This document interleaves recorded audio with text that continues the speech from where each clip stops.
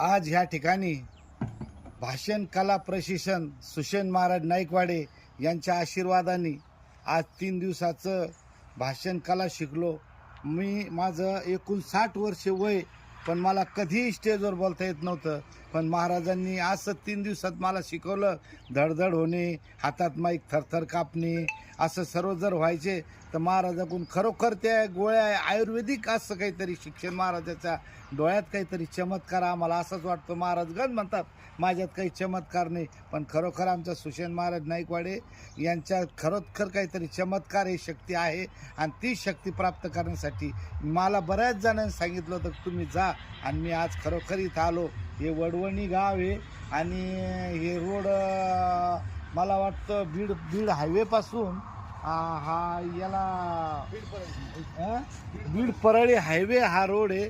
आणि बघा मित्रांनो, असं निसर्गरम्य डाळिंबीचे बगीचे लावून बघितलं तर असं वाटलं काय ॲपल सफरचंदचे बगीच्यासारखं दिसतं.